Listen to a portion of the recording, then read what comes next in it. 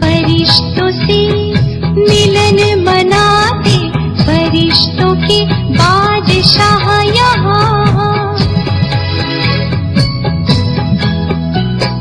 फरिश्तों से मिलन मनाते फरिश्तों के बादशाह यहाँ।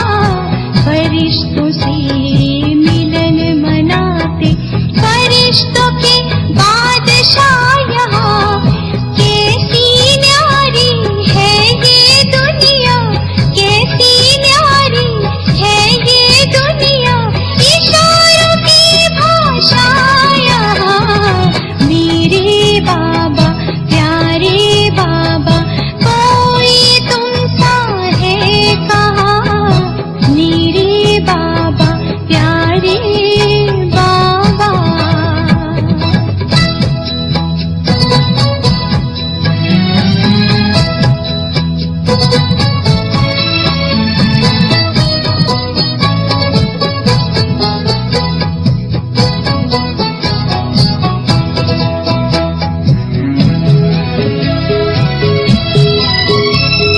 मन में जो खुशियाँ भरी है, कोई भरेगा ये कहाँ। मन में जो खुशियाँ भरी है, कोई भरेगा ये कहाँ। मन में जो खुशियाँ भरी है, कोई भरेगा ये कहाँ। मेरे बाबा प्यारे बाबा, कोई तुमसा है कहाँ। मेरे बाबा प्यारे बाबा।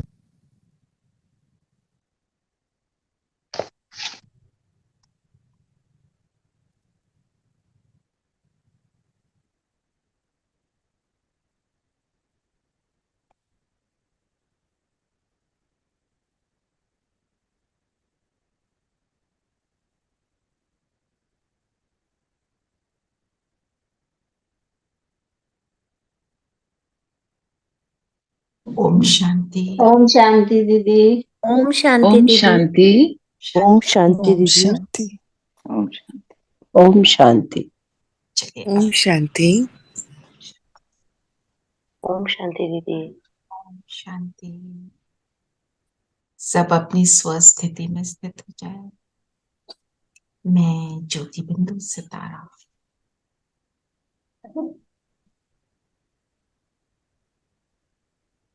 प्रकृति के बीच अपने आप को देखेंगे।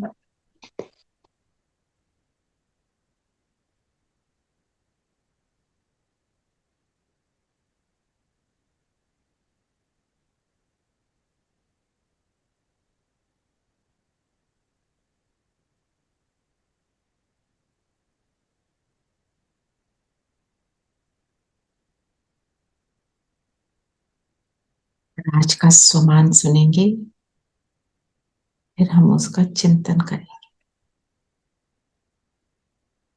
आपको मैं रात को भेज दिया था मैंने सुमान, उसको पढ़ा करें। मैं त्रिकालदर्शी आत्मा हूं।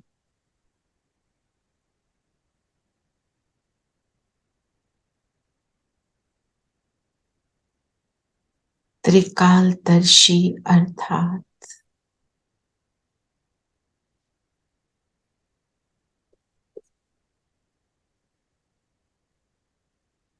तीनों कालों का ज्ञान मुझको है। एक कालदर्शी अर्थात सिर्फ अभी के अभी जो हो रहा है, सिर्फ इस युग के बारे में सोचना, उस प्रमाण कर्म करना। त्रिकालदर्शी अर्थात मैं कौन सी आत्मा हूं, मुझे ये ज्ञान है। मैं कल क्या थी,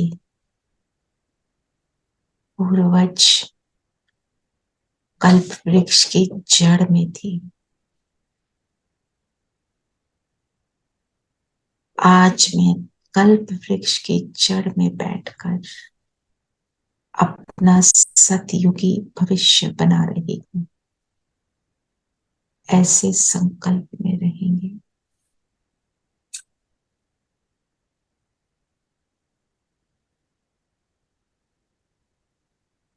तो मेरा हर संकल्प कैसा हो, बोल और कर्म कैसे हो,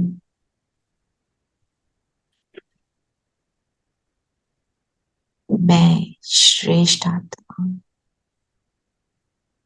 जहां पर भी मैं हूं, अपने आप को देखें। मैं इस घर की पूर्वज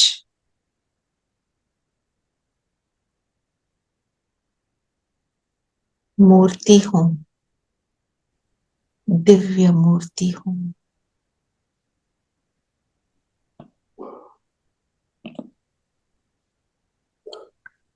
अपने आप को देखें। किसी भी देवी देवता के स्वरूप में अब मेरा वरदानी हक सबके ऊपर है।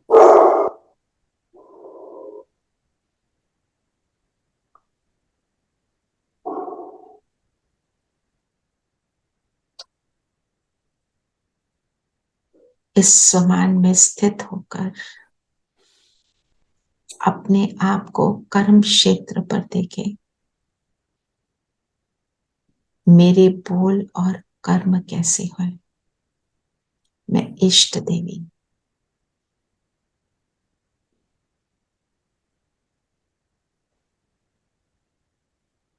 सबको दाता बन देने वाली,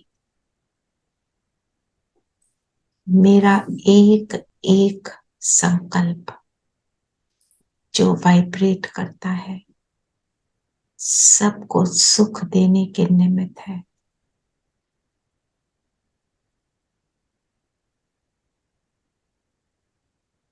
मुझे याद है जो हुआ अच्छा,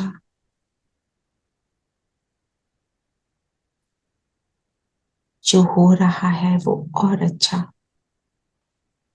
और जो होने वाला है वो सबसे अच्छा। ऐसी स्मृति में रहकर मैं हर कर्म करती हूँ। अब वापस अपनी सीट पर आ जाएं। मैं श्रेष्ठ पूर्वज आत्मा इष्ट देवी हूँ। इसी स्थिति में बैठकर अब हम आगे के सेशन को बढ़ाएंगे। ओम शांति।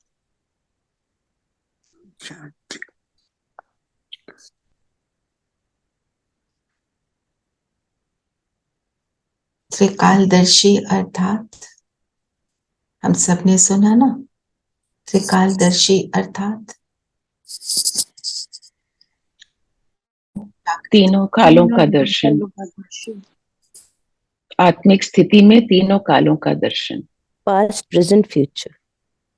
जो हुआ अच्छा, जो हो रहा है बहुत अच्छा, जो होगा वो सबसे अच्छा। ये गीता में भी दिया हुआ है दीदी। और ये स्मृति रहे, मैं कौन सी आत्मा हूं। पास्ट प्रेजेंट फ्यूचर को जानकर मुझे क्या याद रहे, मैं कौन सी वाली आत्मा हूं। इष्ट देवी हूं, देने वाली हूं। जब ये याद रहेगा तो मैं त्रिकालदर्शी।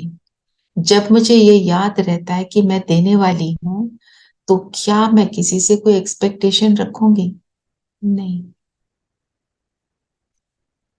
और एक और बात याद क्या रखनी है कि मैं जो कर्म अभी करूंगी वो मेरा उस पर मेरा फ्यूचर डिपेंडेंट है। बस। दीदी start the recording please. Okay. Recording in progress. चलिए अब बताएं आज बाबा ने क्या कहा मुरली में। भाग्य विधाता पहले पढ़ेंगे। मैं एंड में पढ़ूंगी। एंड में, ओके। दीदी बाबा ने कहा, मीठे बच्चे, अभी तुम्हारी काया कल पुरानी हो गई है, तुम्हारी काया कल वृक्ष समान बनाने तुम आधा कल्प के लिए अमर बनते हो। हमारी काया बिल्कुल पुरानी हो गई है। काया क्या है? शरीर। हमारा बॉडी वो किसका बना है? 5 पांच वस्तुओं तत्वों का। 5 तत्वों का। और 5 तत्व कैसे हो गए हैं? पुराने खत्म। तमो प्रधान हो गए हैं ना। तमो क्योंकि प्रधान। वो तमो प्रधान हो गए हैं और हमने उन 5 तत्वों को परेशान किया, तो अब वो क्या कर रहे हैं? दीदी वो हमें तंग कर रहे हैं, तो वो खराब हो इसी से गए। तो मेरा शरीर बना है, तो क्या हाल होगा, है ना। बाप आए हैं तुम्हारी काया कल्प वृक्ष समान बनाने।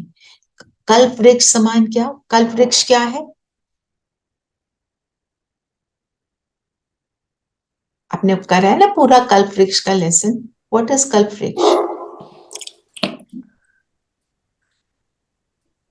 वो ट्री है। हाँ, कल्प वृक्ष किसको कहते हैं? माइथोलॉजी में उसको क्या कहते हैं? कि जो इसके नीचे बैठेगा उसकी हर मनोकामना पूरी होगी।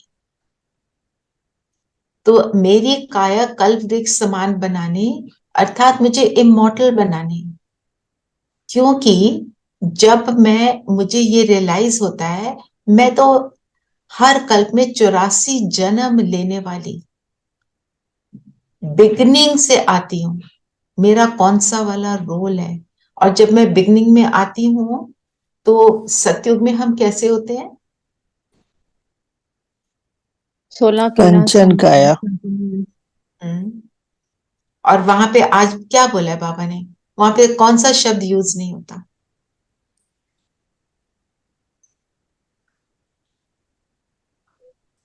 मरना। मरना। मरना। तो जब मुझे ये पता चलता है मैं कहाँ, मेरी पोजीशन है कल्प वृक्ष में, तो मुझे क्या रियलाइज होता है? मैं अमर हूं। अमर का अर्थ क्या But बताया बाबा ने? I just wanted to ask you one thing. वहाँ पे ये तो नहीं होता, but we are born in the same family again and again and again. Can you repeat your question? We are in the In Satyug, are we born in the same family again? हाँ, जिस family में सतयुग में थे उसी में आएंगे, उन्हीं आत्माओं के साथ हमारा लेना देना चलेगा। नहीं, जैसे we are born and we leave our bodies and we are born again in Satyug, so many lives. So do we keep coming back in the same family or the families keep changing? अच्छा, मतलब Like जिस now. Family में आप अभी हो? हाँ, नहीं, वो नहीं पता। सतयुग में which family we are born in, उसके बाद when we leave our body in Satyug and we are reborn in दीदी Satyug, so सतयुग में फिर वही जिस फैमिली में थे उसी में आएंगे या चेंज होती रहती हैं? दीदी वो हर कह रहे जन्म। हैं कि हाँ, हाँ, जो हमारे 21 जन्म है ना, वो सेम फैमिली में ही होते जाएंगे नहीं या वो नहीं, ये डिफरेंट कुछ डिफरेंट नहीं पता, फैमिली में? ये नहीं पता। हाँ, यही कह रही थी। वी डोंट नो अच्छा, दैट। वी ओके, इसके बारे में कोई मुरली में तो मैंने नहीं पढ़ा, तो आई कांट से, है ना। तो बाप आया तुम्हारी काया कल्प वृक्ष समान बनाने, अर्थात हमें बाबा क्या रियलाइज करा रहा है कि तुम कौन हो, कैसी आत्मा हो? अमर हो, अमर आत्मा। है ना। हमें रियलाइज करा बाबा ने कहा शरीर तो बदलोगी लेकिन खुशी से। खुशी से। क्यों पता है शरीर क्यों छोड़ रहे हैं? क्योंकि इसका रोल अब इस शरीर में समाप्त हो गया, फिनिश। तो आधा कल्प के लिए तुम अमर बनते हो, ये है इसका अंडरस्टैंडिंग। फिर कौन सी बात बहुत समझने की है? क्या बोला बाबा ने?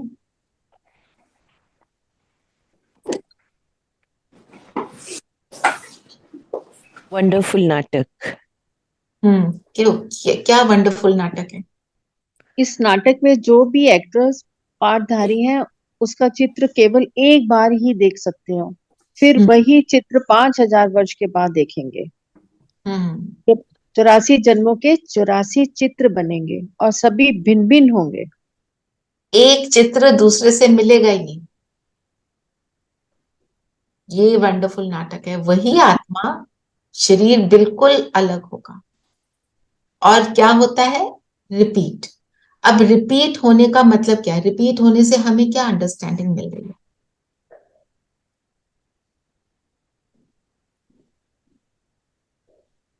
दीदी हम फिर से सतयुग में जाएंगे ना, ये भी रिपीट है।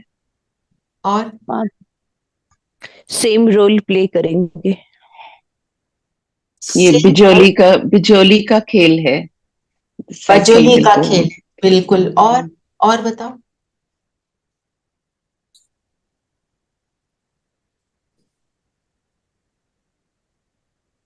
बाबा जो रिपीट कराता है उसका कोई अर्थ है ना।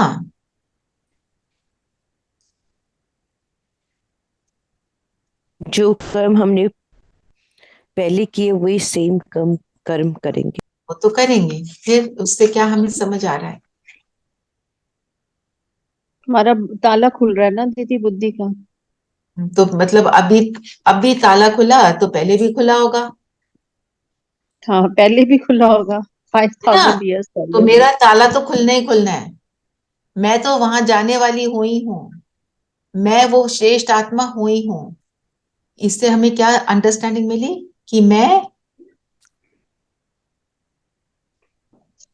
औरों का भी ताला खोलना। मैं हाँ जी विदय, मैं औरों का भी तारा, औरों का भी ताला खोलना है। औरों का भी ताला खोलेंगे। और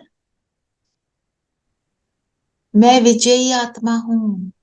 मेरी हर कल्प विजय हुई है। इस कल्प भी मेरी विजय निश्चित है। और मैं देवी देवता बनना ही है। हाँ, मैंने देवी देवता बनना ही है। तो मेरा हर एक्ट कैसा होना चाहिए?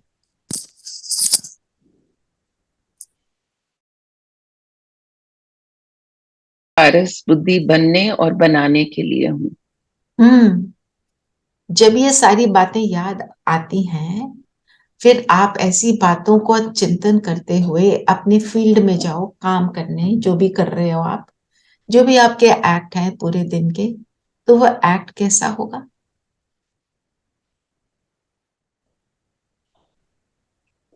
कैसा होगा? आप म्यूटेड हो नीरूबेन। श्रेष्ठ होगा, अच्छे से अच्छा करेंगे। बाबा कितना सुंदर तरीका दिखाते हैं हमको अपने एक्शंस को परफेक्ट बनाने का, है ना? और ड्रामा के लिए क्या कहते हैं? Nothing new but everything new.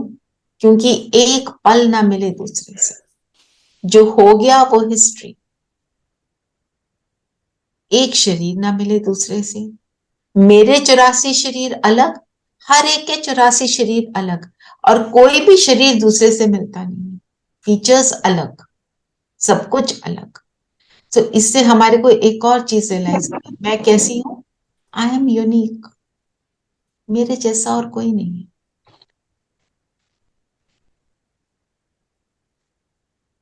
और बताओ, और क्या बोला बाबा ने?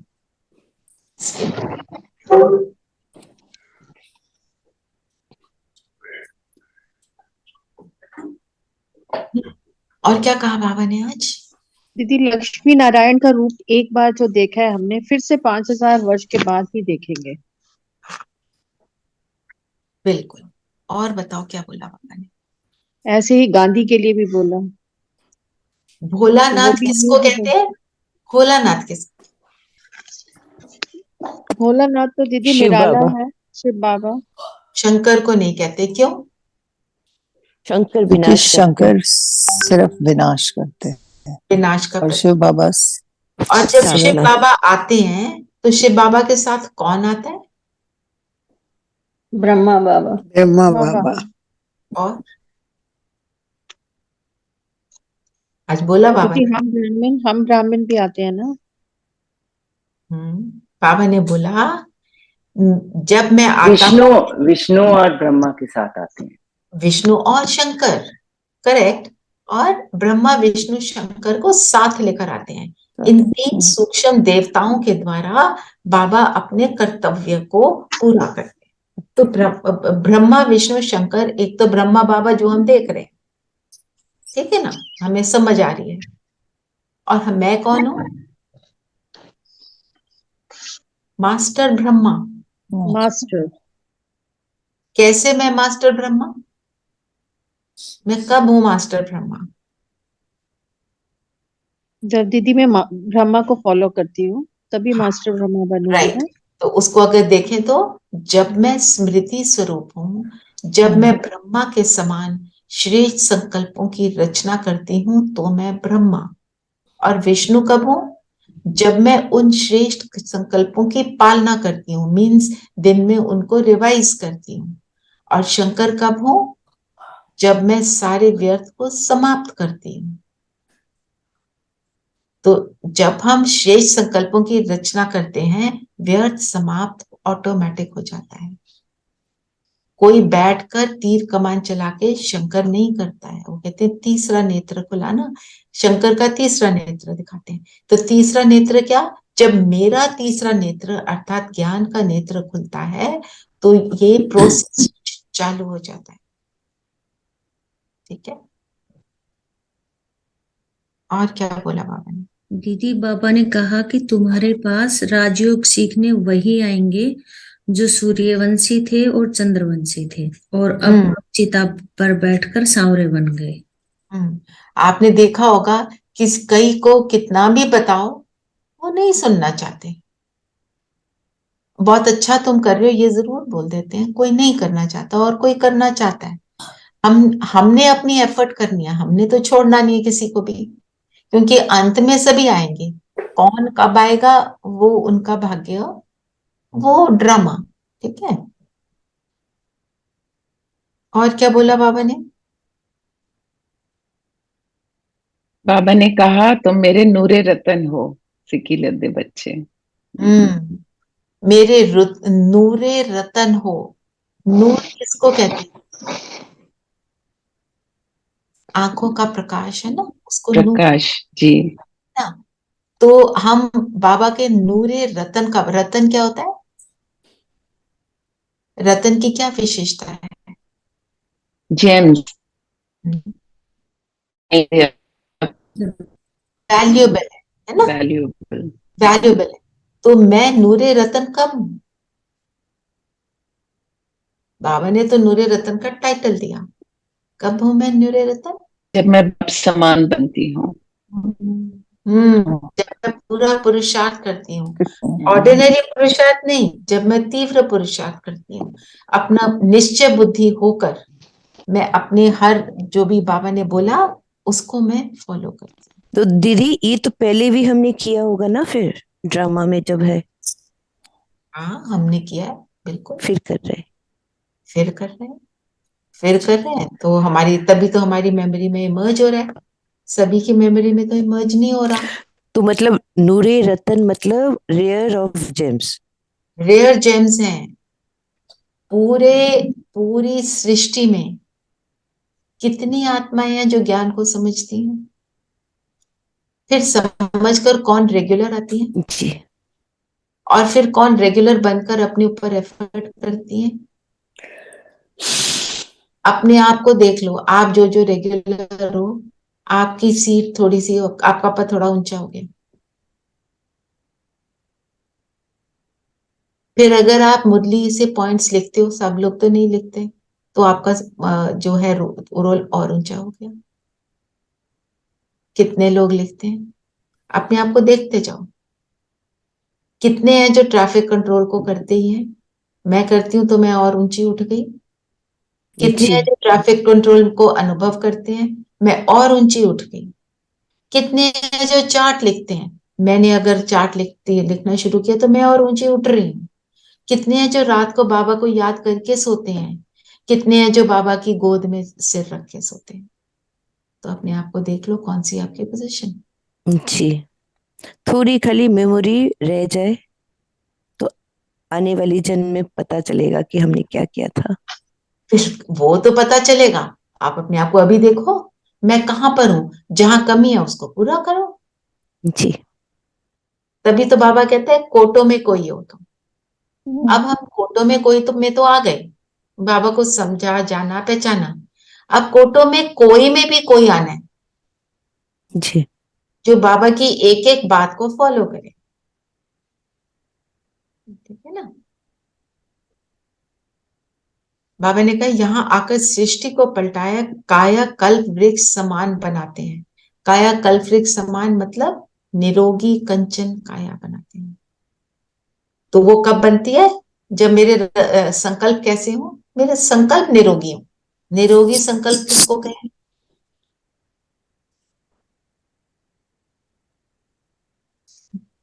श्रेष्ठ संकल्प से निरोगी। शुद्ध। यस, बिल्कुल व्यर्थ से परे। व्यर्थ से परे। व्यर्थ इज रोग, है ना। कहते भी है ना, कोई किसी बात को बार बार रिपीट करता रहे, उसी बात को बार बार बोलता रहे, क्या कहते हैं? इसका ना वो कुछ अंदर ठीक नहीं है, ये मेंटली ऑफ लगते हैं, वही बात बोलते चले जा रहे हैं। और कहते हैं ना हम, व्यर्थ भी यही है, पुरानी बातों को बार बार रिपीट करते, तो रोग लग जाता है ना।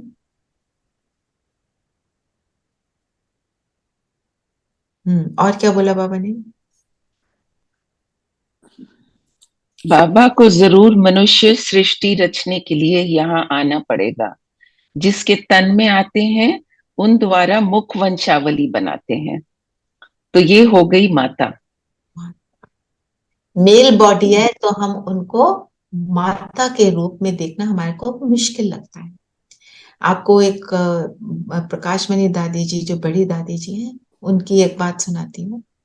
उन्होंने 14 वर्ष कराची में इन सब ने तपस्या की, राइट।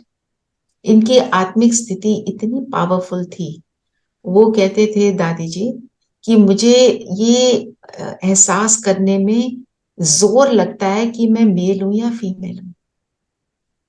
आत्मिक स्थिति इतनी जबरदस्त, इस सब दादियों का। अब तो रतन मोहिनी दादी जी, रतन मोहिनी दादी जी आज तक अपना चार्ट लिखती हैं, बहुत बड़ी बात है। दादी जी हैं, 100 ईयर्स की होने वाली हैं, अभी तक चार्ट लिख रही हैं। वो ना भी लिखते तो चलता था ना, इतना तो उन्होंने अपने आप को बना ही लिया है, लिखती हैं। Happy, what's the reference of 14 years with, जैसे राम राज्य मतलब राम का वनवास था, सो उससे कनेक्टेड है। एवरीबॉडी कीप सेइंग 14 देखो, years, so is it Ram के दैट? राम का जो वनवास है वो सिंबॉलिकली इनके वनवास से कनेक्टेड है। मतलब वनवास का क्या मतलब होता है? वैराग्य वृत्ति। और उन्होंने अपने ऊपर पूरा एफर्ट किया, सारा कुछ चल रहा था घर में, सारी उनकी खाना पीना रहना सहना सब था, पर अपने ऊपर काम, दुनिया से बिल्कुल परे हो गए। परे हो करके उन्होंने अपने ऊपर खूब मेहनत की, स्थिति राम को तो फिजिकल वनवास हुआ था हाँ या नहीं हुआ था? हाँ, हुआ राम था ना। राम को फिजिक, एक मिनट सिप्पी बताओ, जो रामायण है वो क्या है? है तो माइथोलॉजी, बट वी से कि व्हाट इज उन्होंने जन्म माइथोलॉजी? लिया। What is mythology? Okay, we can say fiction, but at the same time we say Ram भी थे, सीता भी थी, वो सब मतलब दे राम एग्जिस्टेड। सीता त्रेता में थे, पर उस टाइम हाँ, पे दुख की कोई बात थी नहीं, ओके। क्योंकि वो तो स्वर्ग में थे। स्वर्ग में ऐसी तो उल्टी बातें सारी, नहीं थी। सो ये सारी कहा रामायण इज ऑल झूठ? रामायण सिंबॉलिक, उसको समझने की जरूरत है। सारी But रामायण when की कहानी क्या no, है?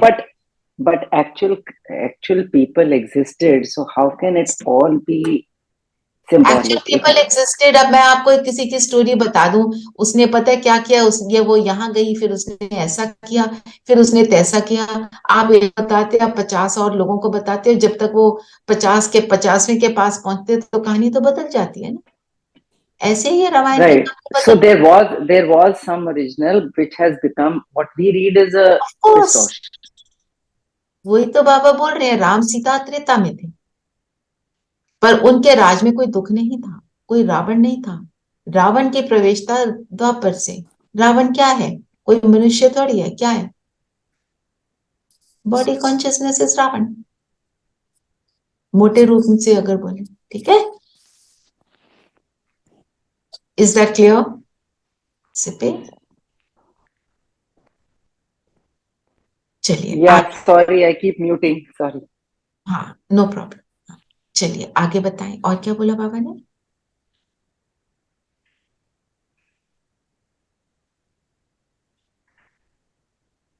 बाबा ने कितने अच्छा सेंटेंस बोला ना, तुम्हारे कारण ही बाप आते हैं। अगर हम सिर्फ ये याद आज सारा दिन रखें, मेरे लिए आए हैं बाबा। नशा है कि नहीं? और किस लिए आते हैं? अधमरे को सुरजीत करने। और राजयोग सिखाने हैं। और बाबा ने आज फिर बोला तुम राज ऋषि हो। ऋषि का मतलब क्या? व्हाट इज राज ऋषि? ऋषि माने जो योग करते हैं। हाँ, वैराग। ऋषि माना वैराग, वैराग। और राज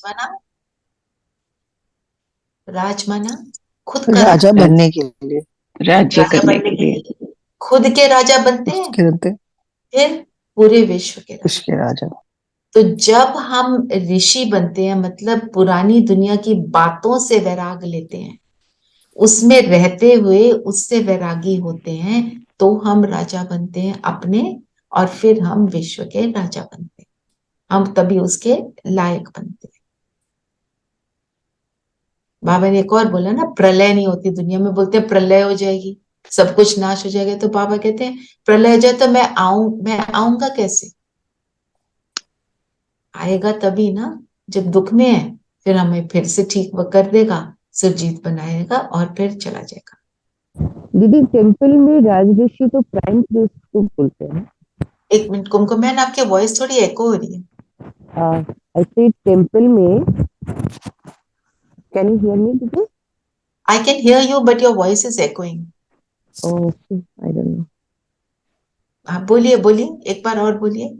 ऐसे टेम्पल में राजऋषि मीन्स प्राइम प्रीस्ट को बोलते हैं ना? किसी को समझ आई है बात पूरी? I think she said ऋषि को blind faith कहते हैं क्या? नहीं, प्राइम प्रीस्ट।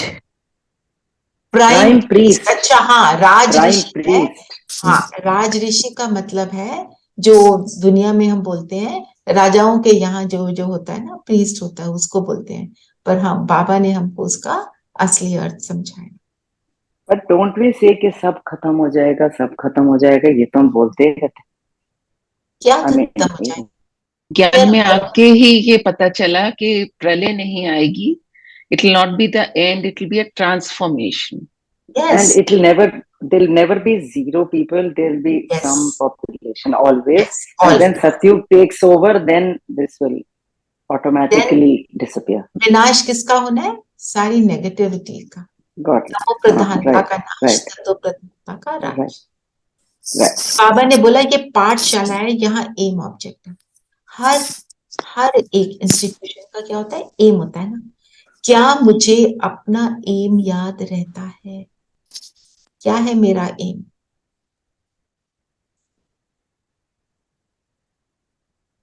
बताओ, हमारा एम क्या है? आत्मिक स्थिति में रहना, that is the okay, ultimate aim क्या है? देवता बनना। देवता बनना, ब्राह्मण बनना, फिर फरिश्ता बनना, फिर देवता। ये प्रोसेस है, स्टेप्स हैं। पहले ब्राह्मण श्रेष्ठ बने, तभी फरिश्ता बनेंगे। अब फरिश्ता बन जाएंगे, तभी देवता बनेंगे। फरिश्ते का मतलब क्या होता है? लाइट।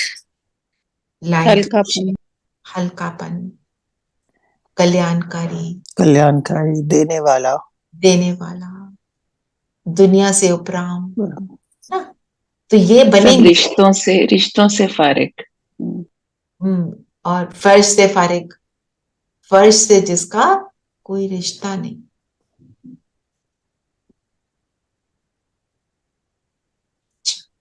आज देखो कितना अच्छा एक टाइटल दिया और बाबा ने, तुम हो गुप्त शिव शक्ति सेना।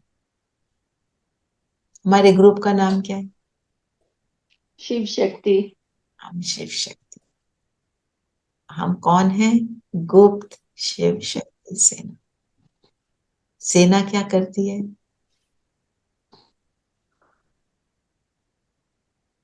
दुश्मन से फाइट करती है, बाहुबल बाहुबल का प्रयोग करती है, हम योग बल का प्रयोग का करते प्रयोग हैं। करते हैं। बाहुबल से क्या होता है? क्या मिलता है बाहुबल से? हद की राजाई। योग योग बल से बल बेहद की रजाई। योग बल से बेहद की रजाई। बेहद की राजाई। पूरे विश्व को एक करने का मूल मंत्र क्या है? बाहुबल से बाबा ने बोला नहीं हो सकता। किस बल से होता है? योग बल से। योग बल मीन्स जब प्रेम स्वरूप होंगे, प्रेम से दूसरे को हम जीत सकते हैं। बाहुबल से हम कभी किसी को जीत नहीं सकते। आप प्रेम की भाषा बोलें, प्रेम के संकल्प करें, रूहानी अपने आप को बनाकर रखें, किसी को कुछ बोलने की जरूरत नहीं, अपने आप दौड़े चले आए। ठीक है। दीदी गृहस्थ बाबा मुरली में आज ये भी था, गृहस्थ व्यवहार में रहकर कमल फूल समान बनना है। सबका अंतिम जन्म है, मरना भी सबको है। कमल फूल और का हमें मतलब क्या है? न्यारा और प्यारा।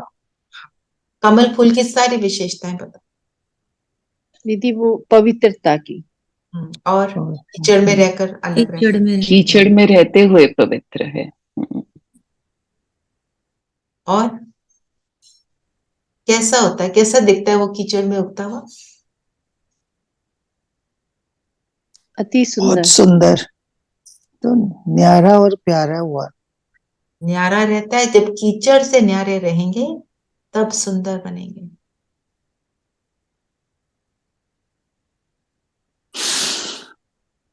आज बाबा ने ये भी कहा कि कहते हैं मेरी लाज रखो, फिर भी एक में निश्चय नहीं, तो और को पकड़ते रहते हैं। कहते हैं हमारे में भी ईश्वर है, फिर भी अपने में विश्वास नहीं रखते। कितनी इंपॉर्टेंट बात है। सर्वव्यापी की जो बात कहते हैं, तुझ में मुझ में सब में, ये सबसे बड़ी बात है जो कोई समझता नहीं है। मुझ में तुझ में भगवान बैठा है, फिर ढूंढ किसको रहे हो?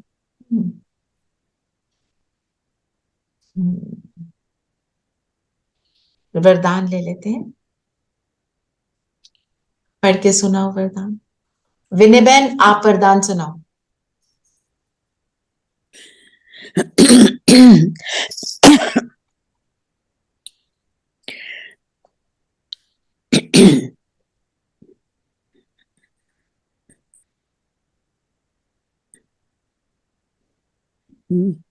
अनम्यूट कर लीजिए।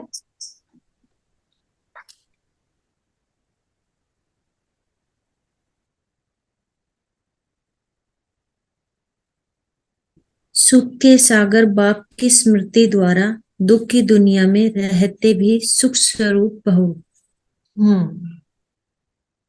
तो हमारा पूरा खेल किस चीज का है?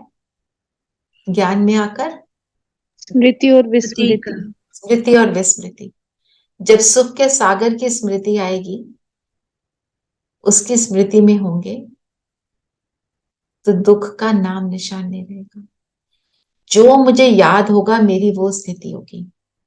आप जब कोई पुरानी उल्टी बात याद करते हो तो आपको एकदम रोना आ जाता है ना? वो बात हो चुकी, 50 साल पहले भी हो चुकी, आपको अभी लगेगा वही सेम फीलिंग ना? आप कोई बहुत अच्छी बात को याद करते हो, उसी समय आपको खुशी की फीलिंग हो। तो जब हम सुख के सागर के साथ रहेंगे इस दुनिया में, तो हम सारे दुख से फ्री हो जाएंगे। दुख की बातें होंगी, पर मैं उसके साथ अटैच नहीं होंगी। मतलब वो मुझ पर प्रभाव नहीं डालेगा। Effectless, no influence of anything around me. एक ही इन्फ्लुएंस में रहना, रहते भी सुख स्वरूप हम। तो सुख स्वरूप आत्मा मैं कब बनूंगी? जब सुख के सागर की स्मृति में रहूंगी कि मेरा पिता कौन कौन मेरे को साथ दे रहा है। उसके साथ बाबा ने बोला ना, सुखों के झूले में झूलने वाले। झूले को जैसे हमने लिया, तो झूला किससे बंधा होता है? रस्सियां होती है ना उसके साथ। रस्सी से। पीठ के आपने साथ या कौन सी रस्सी पकड़ी है? सुख के झूले की रस्सी पकड़ी है कि दुख के झूले की पकड़ी है? सुख के, बाबा के। पापा के। सुख का झूला। फिर स्लोगन क्या है? कोई सुनाएगा? हाँ नीरू बहन, आप सुनाओ।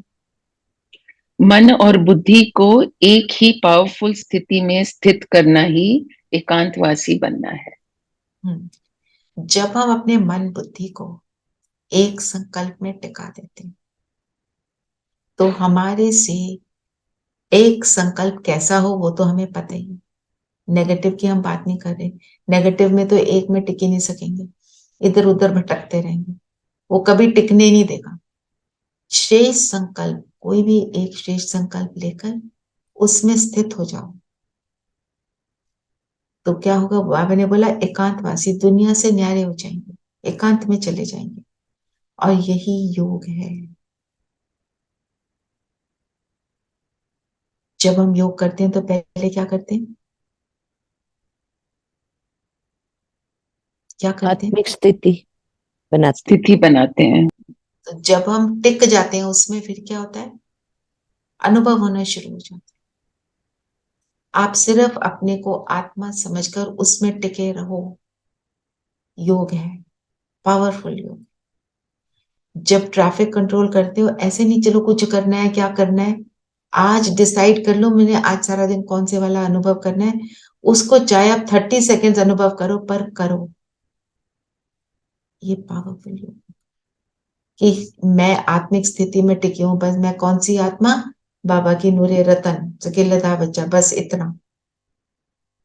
या परम धाम में सुखों के सागर के पास, बस जस्ट दैट थॉट। कितनी देर तक मैं उस थॉट में टिक जाऊं? तो चलिए अभी भाग्य विधाता थोड़ा सा पढ़ लेते हैं। ब्रह्मा बाबा के लिए हमारे मन में रिगार्ड बढ़ रहा है कि नहीं? हमें रियलाइज हो रहा है कि ब्रह्मा बाबा कौन?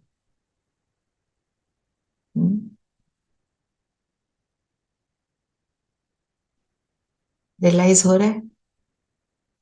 कितना समझ आ रहा है जी दीदी, ना? जैसे रोज निश्चय और भी ज्यादा दृढ़ होता रहता है ये सब पढ़ के। कैसी वो आत्मा थी। बाबा ने समस्त विश्व को संदेश पहुंचाने का बहुत उमंग था बाबा में, ब्रह्मा बाबा में। इसके लिए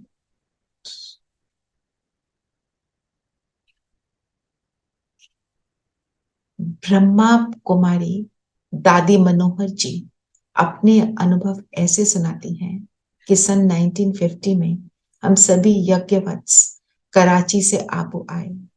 जब हम यहाँ आए तो हमारे मित्र संबंधियों ने हमें निमंत्रण दिया कि हमारे पास आओ, लेकिन हम बाबा को छोड़कर कहीं जाना नहीं चाहते थे।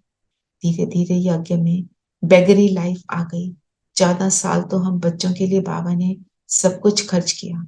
बाबा को तो नाज था कि यह शिव बाबा का यज्ञ है, आप ही शिव बाबा पालना करेगा। दूसरी ओर सिंधियों ने आपस में यह शर्त रखी कि इन्हों को कुछ नहीं देंगे तो सभी भूखे रहेंगे और एक दिन ये सब हमारे पास वापस आ जाएंगे। लेकिन उनको यह मालूम नहीं था ये यज्ञ स्वयं भगवान शिव ने रचा है। हम सब सोचें, हम भी यज्ञवत्स हैं। हम अगर बाबा के बच्चे बने हैं, बाबा मेरी पालना करेगा, बाबा मुझे भूखा नहीं रखेगा। इसलिए बाबा कहते थे बच्चे थोड़े दिन ठहरो, शिव बाबा परीक्षा ले रहा है बच्चों की। शिव बाबा का यज्ञ है ना, तो बच्चों को थोड़े दिन सब सहन करना पड़ेगा ना, बाबा मम्मा सहित। लेकिन उस समय शिव बाबा के अनेक चमत्कार देखने को मिले।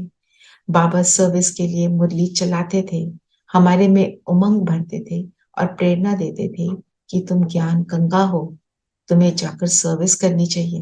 गंगा तो बहती रहती है। एक बार ऐसी मुरली चलाई जो हमारे में उमंग आया कि हमने सोचा कि बाबा ने कहा है तो हम जरूर सर्विस पर जाएंगे। हमने ग्रुप बनाया और बाबा से छुट्टी लेकर दिल्ली दिल्ली के लिए रवाना हो गई। मैंने ट्रेन में ही ज्ञान देना शुरू किया। ट्रेन में ही मेरे को निमंत्रण मिलने शुरू हो गए। मेरा निश्चय और ही दृढ़ हो गया और सोचा कि दिल्ली पहुंचेंगे तो शिव बाबा और चमत्कार दिखाएगा। ट्रेन में ही एक माता ने कहा, हमारे पास आओ और 2 मास रहो। दूसरी ने कहा कि जयपुर में हमारे पास रहो, हमारा मकान खाली है। ऐसे रास्ते चलते कई निमंत्रण मिले, लेकिन हमें दिल्ली में हमारे रिश्तेदारों ने बुलाया था तो हम दिल्ली पहुंचे। बाबा ने उत्तर में लिखा कि तुम दोनों भेड़ बकरियां हो। ये भी सुनो। दिल्ली में मेरे 4 भाई थे। मैंने उनसे कहा कि मैं आपकी सेवा करने आई हूँ। चारों भाइयों के पास एक एक मास रहकर उनकी अच्छी सेवा की और दूसरों को भी सेवा की। उसके बाद मैं और गंगे बहन दोनों चांदनी चौक में एक राम मंदिर में जाकर ठहरे। उन्होंने हमें एक कमरा दे दिया। हमने अपने हाथ से खाना बनाकर खाते थे। मंदिर के ट्रस्टी ने हमें मंदिर में बनने वाला खाना ही लेने के लिए कहा। हमने कहा हम किसी के हाथ का नहीं खाते। इस प्रकार हम मंदिर की भी कभी खाना नहीं खाते थे।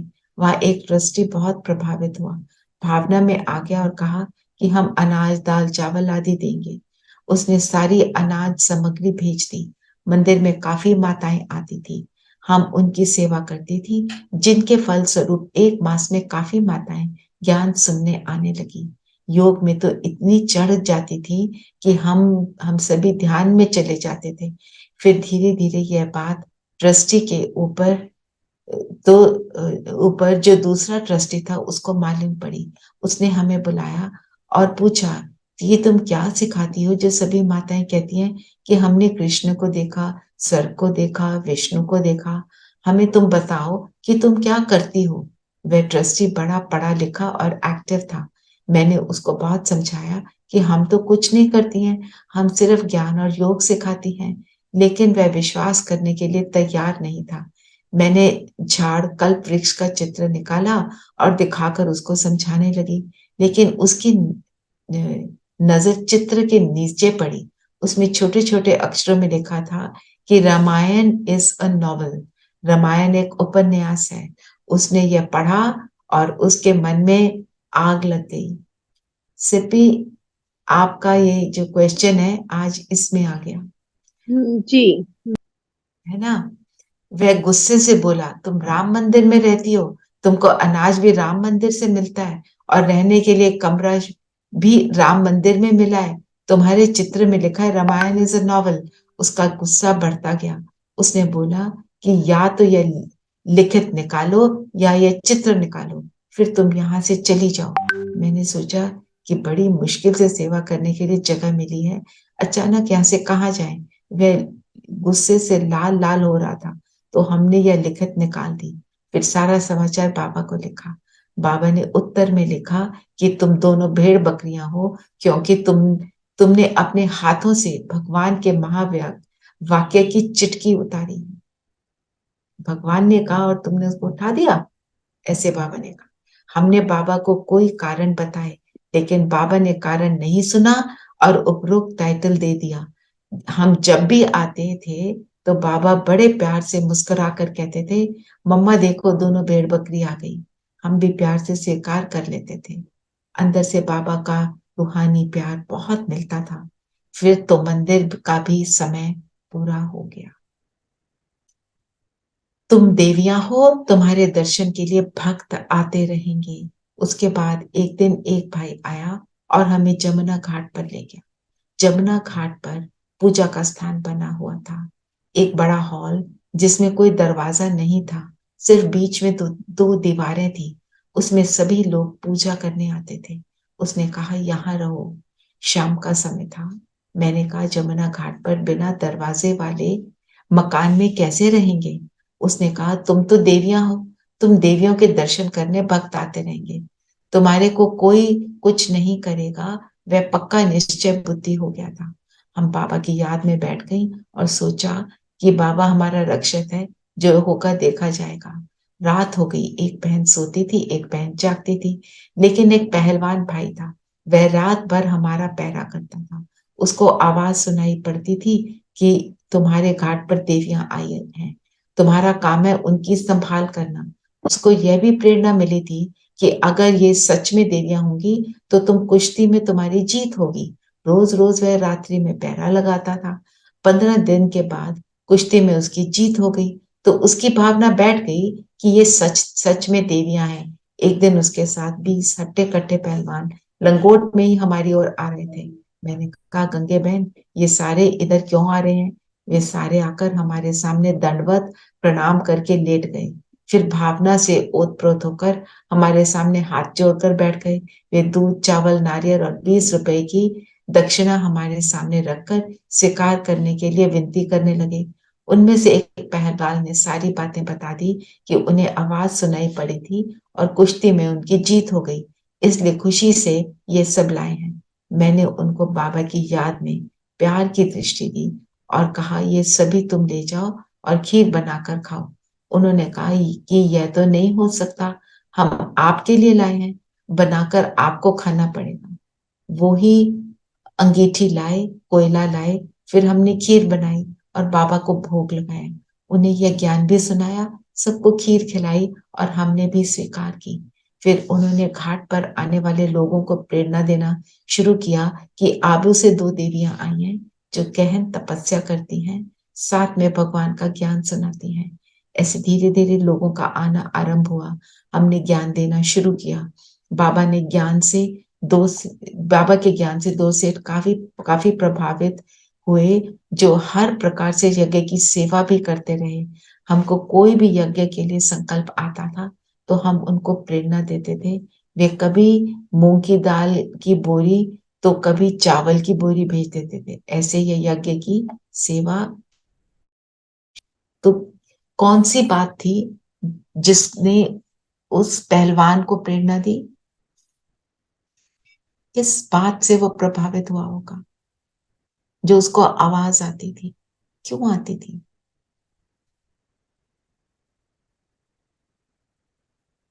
क्योंकि इन दोनों आत्माओं की स्थिति थी, रूहानी स्थिति, आत्मिक स्थिति में निरंतर, उसी से सब अट्रैक्ट होते हैं। तो हमें क्या याद रखना है? हमें कुछ भी करना है, अपनी रूहानी स्थिति को बनाए रखना। ठीक है? तो आज जो हमने सुना, इससे क्या हमने समझा? क्या करेंगे हम? जो हमने भाग्य विधाता में सुना, क्या याद रखना है? जितना हो अपनी सके बाबा का आत्मिक ज्ञान स्थिति सुनाना है।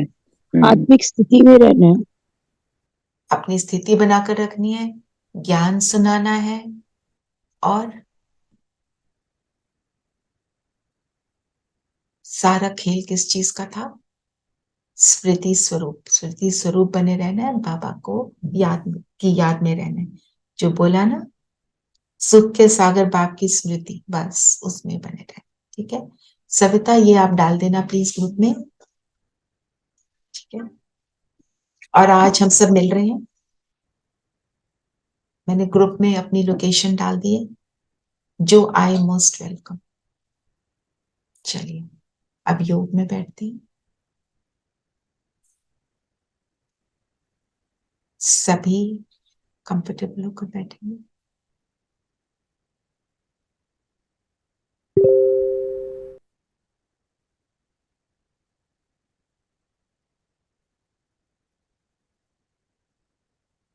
अपने स्वस्वरूप में टिक जाए। शरीर स्थिर, बुद्धि एकाग्र। मन और बुद्धि दोनों को स्वयं पर फोकस करें। मन से संकल्प करें, मैं आत्मा, चमकता सितारा, सुख स्वरूप हूं। और बुद्धि उसी का चित्र बना रही है। पावरफुल आत्मा, फिर दोनों प्रकृतियों के बीच में चमक रही हूँ।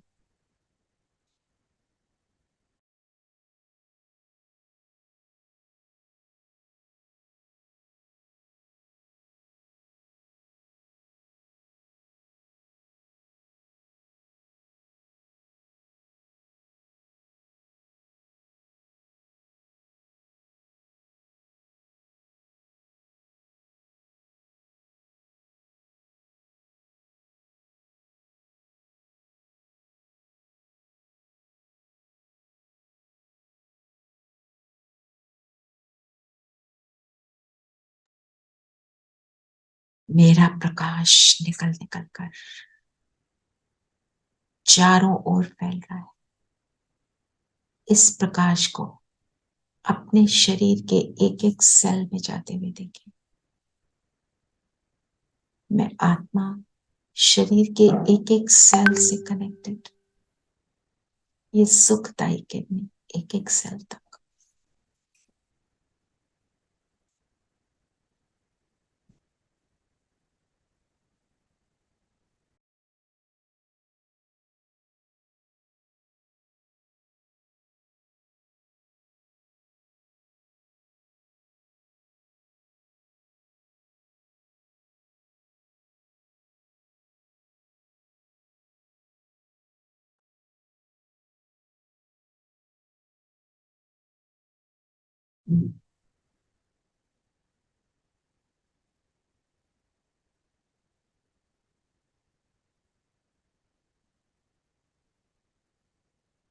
और अब धीरे धीरे पैरों से लेकर सिर तक इस एनर्जी को विड्रॉ करें।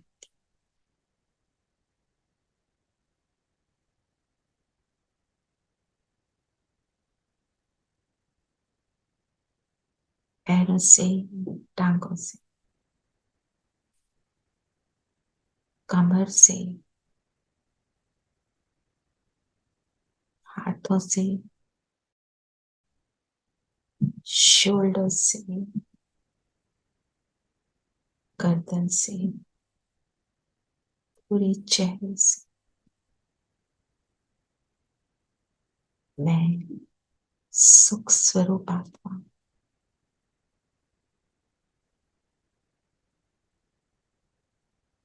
सुख के सागर की स्मृति में सदा सुखों के झूले में झूलने वाले तो जले बिंदु बनकर ऊपर परम धाम शिव बाबा के पास।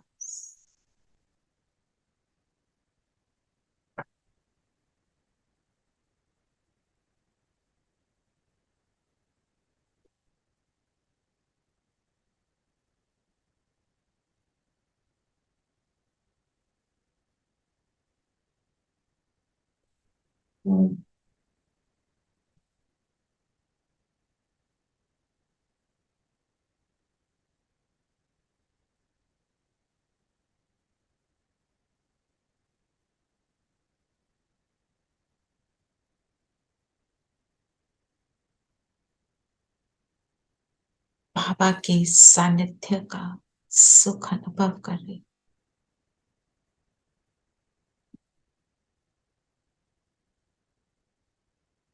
पुराने की हर, दुनिया की हर बात से उपराम मैं ज्योति बिंदु।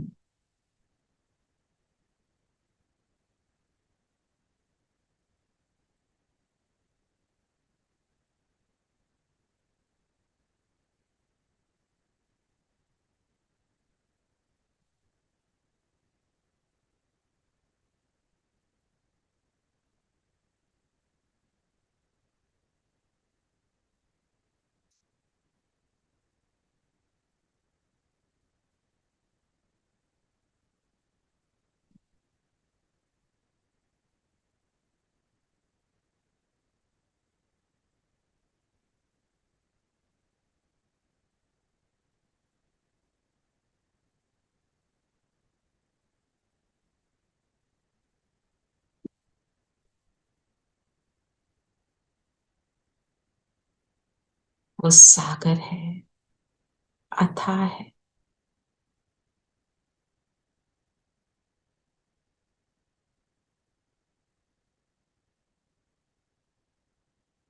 बेहद का सागर।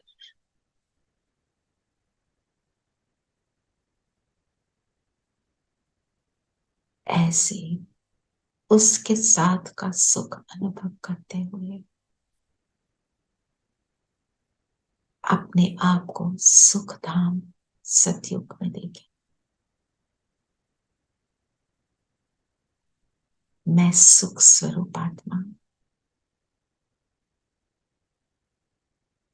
सतयुगी दुनिया में सतयुगी सुखों का अनुभव करते हुए अपने अंदर का मुझ आत्मा का सुख स्वरूप संस्कार इमर्ज रूप में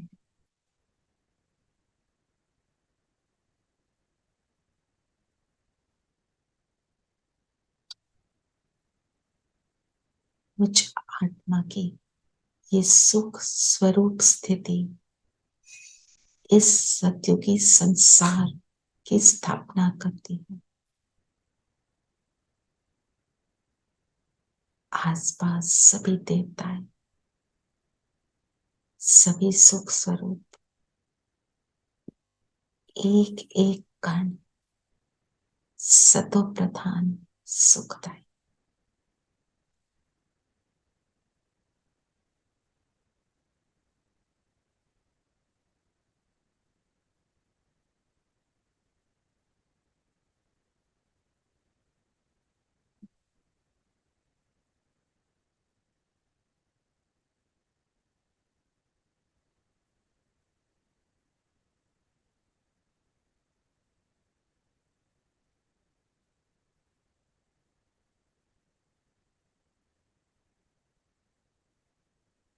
ऐसी दुनिया को ऑब्जर्व करें। यहाँ का वायुमंडल, यहाँ के वाइब्रेशंस कैसे हैं।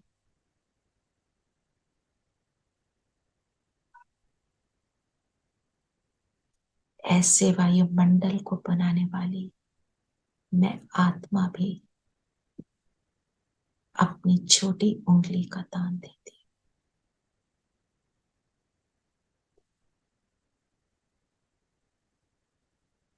आ जाए द्वापर में, मंदिर में स्थित मेरी मूर्ति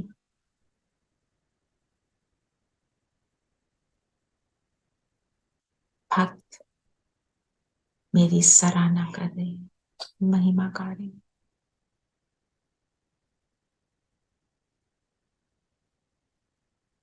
जो सुख इन्हें इस संपूर्ण मूर्ति से मिलता है, ये वही मेरा स्वरूप है जो मैंने संगम पर बनाई। मेरी जड़ मूर्ति भी भक्तों की सेवा करे, अनुभव करे। मैं अपनी फरिश्ता ड्रेस में इस मूर्ति के समक्ष बाबा की किरणें मुझ पर पड़कर सब भक्तों की ओर जा रही हैं। सभी की मनोकामनाएं पूर्ण हो रही हैं।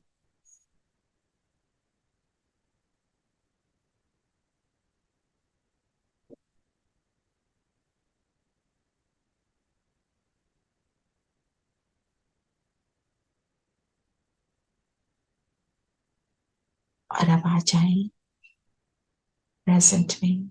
मैं ब्राह्मण हूं, मैं श्रेष्ठ ब्राह्मण।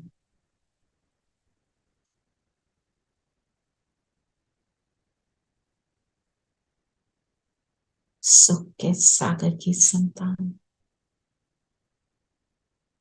सुखदायी वाइब्रेशंस निरंतर फैलाने वाली मैं आत्मा।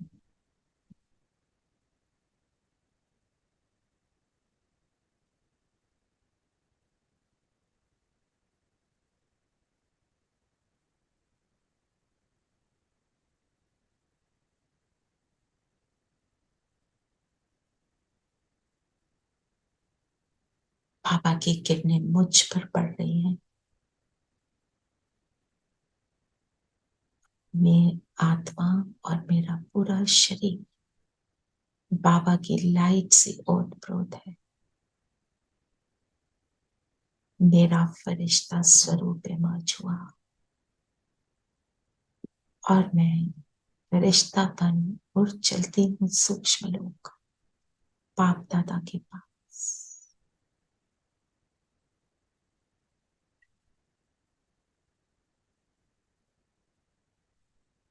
बाबा का वरदानी हाथ सिर पर अनुभव करें।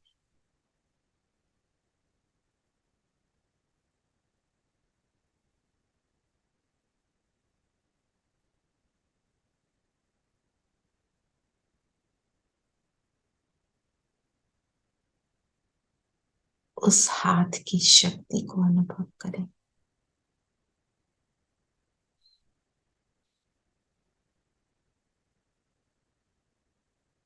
मुझ में समा रहे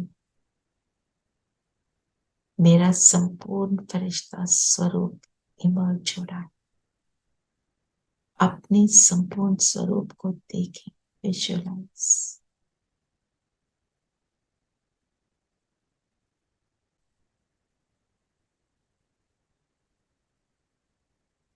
और बैठ जाएं बाबा के सामने।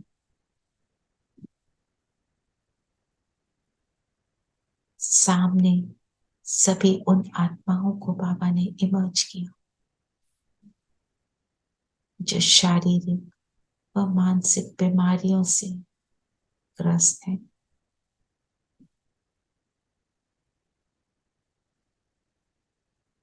बाबा ने इशारे से कहा, ऐसी सभी आत्माओं को सुखदायी किरणों के वाइब्रेशंस दो, दृष्टि दो। और अब हम सभी मिलकर सुख की किरणों को प्रदान करें।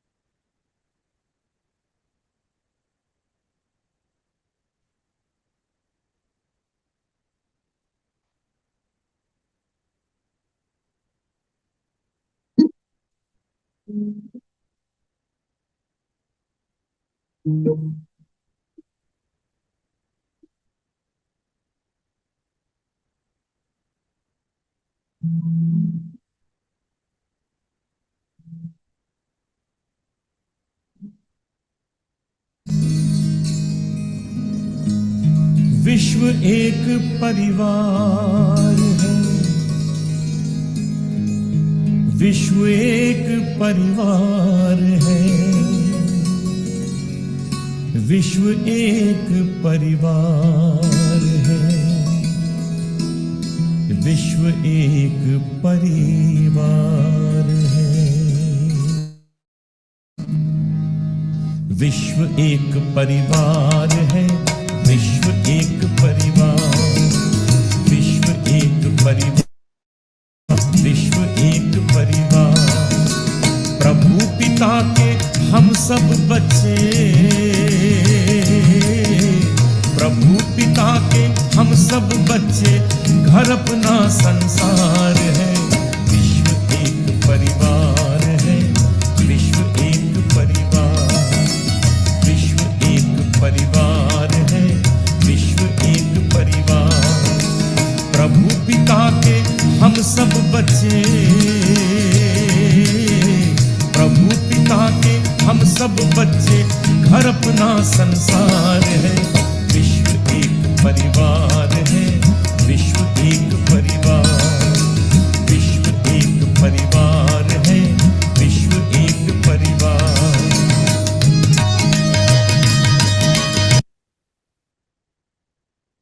अभी हम सभी वापस अपने अपने स्थान पर आ जाएं। और इस सुखदायी स्वरूप को इमर्ज करके रखेंगे। ओम शांति। ओम शांति। ओम शांति। ओम ओम शांति शांति। दीदी। ओम ओम शांति। शांति दीदी। ओम तो शांति। 11 बजे हम से को शुरू करेंगे। मैं ऑनलाइन भी रखूंगी, जो आपको लिंक मिला हुआ है उसी लिंक से आप ज्वाइन कर सकते हैं। जो भी आ सके मोस्ट वेलकम। ओम शांति। ओम शांति दीदी। ओम शांति। Recording